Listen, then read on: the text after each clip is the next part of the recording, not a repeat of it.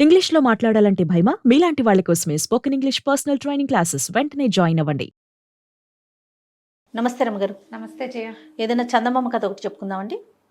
నక్క చేసిన సాయం చెప్దాం. ఓ, నక్కని ఎప్పుడు మనము యాంటీగానే చూపిస్తాం. ఇప్పుడు సహాయం చేసిందా? సహాయం చేసింది. ఓకే. పూర్వం ఒక ఊళ్ళోనట ఒక పేద బ్రాహ్మణ ఒక ఆయన ఉండేవాడు. ఆయన రోజు అందరిళ్ళకి వెళ్ళి యాయవారం ఏదో అంటారు చేయదాన్ని, అట్లాంటి పేరుంది, తిదివార నక్షత్రాలు చెప్పేవాడు. ఓకే. మామూలుగా రోజుల్లో ఏదో ఉండేవాడు. శుక్రవారం పూట నగరానికి వెళ్ళేవాడు. ఈ శుక్రవారం నగరానికి వెళ్ళేటప్పుడు ఒక చిన్న ఏరు దాటి నగరంలోకి వెళ్ళాలి. ప్రతి శుక్రవారము వెళ్ళి కొంతమంది ఇళ్లలో ఇవాళ తిథి ఇది అని చెప్పేవాడు. ఈ శుక్రవారం చేపలు పట్టేవాడు ఏట్లో.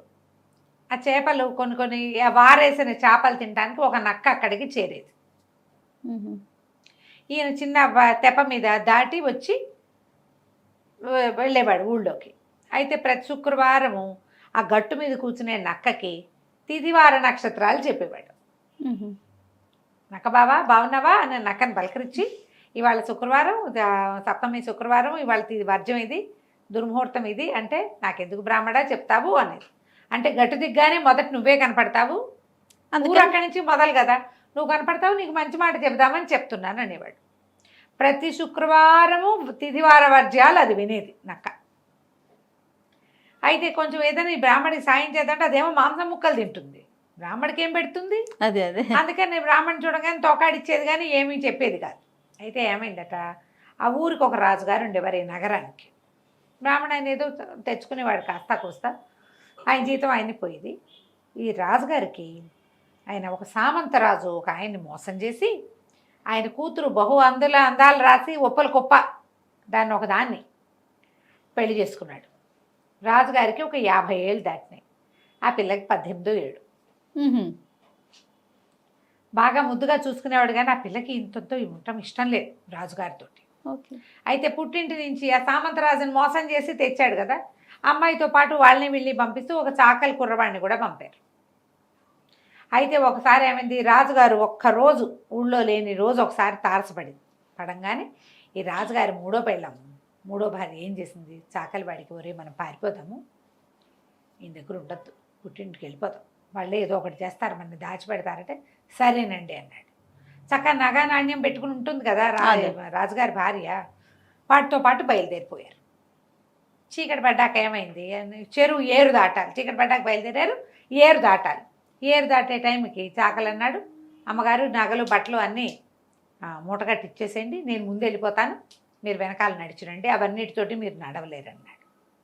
అది బాగానే ఉందని ఏం చేసింది, మొత్తం అన్ని ముక్కుబడితో సహా నగలన్నీ మూటగట్టేసింది. పట్టు చీర కూడా విపదీసి చిన్న చుట్టబడి చేతిలో పెట్టి ఒక చిన్న పాత చీర గోచిగా పెట్టుకుని అలాగా ఊరికే నీళ్ళల్లోకి దిగడానికి వీలుగా ఓ చిన్న చీర ఏదో కట్టుకుని ఈవిడ మెల్లిగా గట్టు దిగే లోపల వాడు దబా దబా దబా ఏరు దాటేశాడు. ఓకే. ఇవి అక్కడ పెట్టొచ్చి మిమ్మల్ని తీసుకెళ్తానన్నాడు.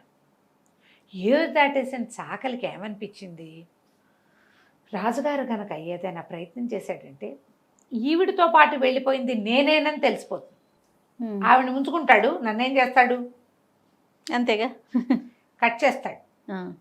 ఎందుకు వచ్చిన గోల, సావుకి తెగించి ఈ పని చేయకూడదు, నగా నాణ్యం ఎట్టాగో ఉన్నాయి, ఏం చేసుకుంటే అది చేసుకుంటుంది, గట్టు మీద కూర్చుని మనం వెళ్ళిపోదామని ఆవిడ పట్టు చీరతో సహా నగలు నాణ్యాలు ముక్కు పడకలు పాంజేబులతో సహా పట్టుకుని లేచక పారిపోయాడు వాడు. ఈవిడ చూసిందో వాడు వచ్చి తీసుకెళ్తాడు అనుకుంటోంది కదా, సామాన్లు పోయినాయి, కొద్దిగా ఏదో చిన్న మూట కూడా తెచ్చారు, ఈ ఒంటి మీద కూడా ఊడ్చుకుపోయాడు. లబో దిబోమని చూస్తోంది, మతి చెడిపోయింది, ఏం చేయాలో తెలియటల్లా ఆ గట్టు మీద నిలబడింది. ఇంతలో ఏమైంది, నక్క ఆ దారికుండా వస్తుంది, అది ఇంత మాంసం ముక్క నోటితో పుచ్చుకుని వస్తుంటే అది నీళ్లలోకి దిగబోతుంటే ఒక చేప ఇలా ఎగిరింది.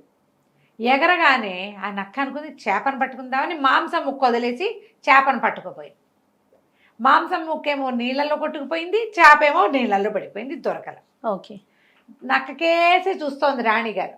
ఆవిడకి అర్థమైంది రెండింటికి చెడ్డ రేవడైంది, ఇది పక్క పక్క పక్క పక్క నవ్వేశారు కల్లా దక్కంది, ఏమి నన్ను చూసి నవ్వుతున్నావు, నువ్వు ఇటు అత్తారింటికి కాదు అటు పుట్టింటికి కాక నువ్వు చెడిపోయావు, నాకే ఉంది, పొలంలోకి వెళ్ళాలంటే మాంసం ముక్కలు కావాల్సినవి దొరుకుతాయి, శుక్రవారం వచ్చిందంటే అన్నీ చేప ముక్కలే, అనగానే ఈ రాణిగారు అడిగింది, నా సంగతి నీకెట్టా తెలుసు? నీ సంగతి ఏంటి? నీకు అటు 7 తరాలు ఇటు 3 తరాలు చెప్తాను నేను. నీ సంగతి అంతా నాకు తెలుసు. సాకలాడి డబ్బులు గీబులు పట్టుపోయాడు కదా, అన్ని పట్టుపోయాడు నగా నాణ్యం అనేసరికి అలా బల ఏడ్చింది రాణిగారు.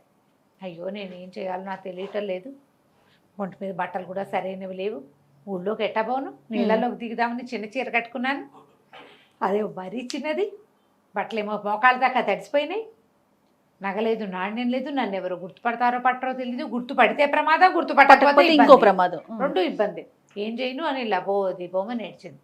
నక్కంది, సరే నీకు ఒక ఐడియా చెప్తా, ఈ నీళ్ళలో కూర్చుని పెద్ద పెద్ద కేకలు పెడుతూ జుట్టు అంతా ఊడదీసేసుకో, ఈ చింకి చీర ఇంకొంచెం చింపుకో, చిన్న చీరని ఇంకొంచెం చింపుకో, వెర్రి కేకలు పెడుతూ ఉండు, ఎవరు కనిపించినా సరే మా ఏట్లోంచి మట్టి తీసి చోట చేపెట్టి గట్టు మీదకి విసిరేయి, బట్టలు తడిపేసుకో, పిచ్చికేకలు పెడుతూ ఉండు, నీకు పిచ్చెక్కిందని ప్రచారం అవుతుంది, పిచ్చెక్కి ఏట్లో పడి కొట్టుకుంటున్నావని ప్రచారం అవుతుంది, రాజుగారు ఆయనే వస్తాడు, కొద్ది రోజులు ఇలాగే పిచ్చిదానిలాగా ప్రవర్తించు, ఓ బ్రాహ్మడు వస్తాడు నీ దగ్గరికి, నక్క పంపించిన బ్రాహ్మణి పిల్ల అంటాడు, అప్పటిదాకా పిచ్చిదానిగా ఉండు, నీ పిచ్చిగా ఉన్నావు, నీకు వైద్యం చేస్తే నువ్వు సరైపోతావని నమ్ముతాడు, కనీసం వెనక్కి వెళ్ళిపోవచ్చు, పుట్టింటికి వెళ్ళి నువ్వు ఇప్పుడు ఏం చేయలేవు, వెళ్ళలేవు, నీకు తోడు కూడా లేడు, బోళ్ళంత దూరం సాకలాడి లేడు, ఇంకో మనిషి కుదరడు, కనీసం వెనక్కి నీ ఒరిజినల్ ప్లేస్లోకి వెళ్ళాలంటే ఇదే మార్గం అంది. ఈ అమ్మాయి ఒప్పుకుంది.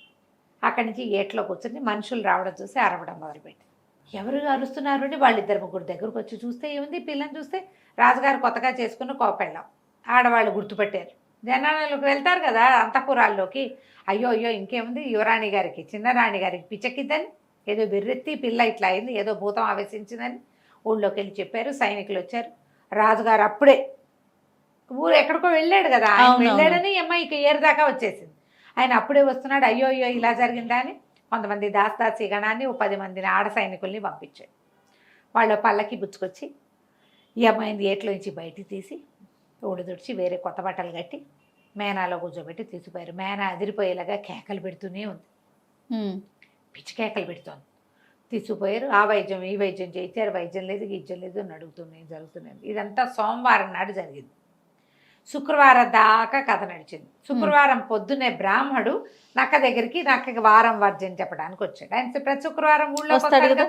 ఈ నక్కంది, బ్రాహ్మణ ఆయన నువ్వు ఇన్నాళ్ళ నుంచి నాకు వారం వర్జం చెప్పి చాలా మేలు చేస్తున్నావు, నీకు కూడా నేను ఒక మేలు చేస్తా, యువరాణిగా చిన్నరాణి గారికి పిచ్చెక్కింది, నువ్వు వెళ్ళి ఆ పిచ్చి కుదుర్చు అనేసరికి బ్రాహ్మణ అన్నాడు, నాకు అవేమి రావు బాబా, నాకు వచ్చింది ఏమిటి వారం వర్జం చెప్తా, పంచాంగం చూసి చెప్తా, పిచ్చిలు గిచ్చులు నేనేం కుదురుస్తా, నాకు మంత్రం రాదు గింత్రం రాదు అనేసరికి నాకంది ఏమీ లేదు, నువ్వు కొంచెం మంచిగా వేషం వేసుకో, మంచి శాలువా ఒకటి కప్పుకో, వెళ్ళి పేరు రాణి గారికి పిచ్చి కుదురుస్తానని చెప్పు, నేను లోపల తీసుకెళ్తారు, కాసేపు హాం హీం అని మంత్రాలు చదువు, కాస్త గుగ్గిలం పొగయి, ఎర్ర పూలు పచ్చ పూలు అని పువ్వులు కావాలి అవి కావాలి ఇవి కావాలని హడావిడి చెయ్యి, హడావిడి ఎంత అయ్యాక రాణిగారి చెవిలో నక్క పంపించిన బ్రాహ్మణి పిల్ల నేను అని చెప్పు, చాలు, రోగం అదే కుదిరిపోతుంది, నీకు మేలు జరుగుతుందని.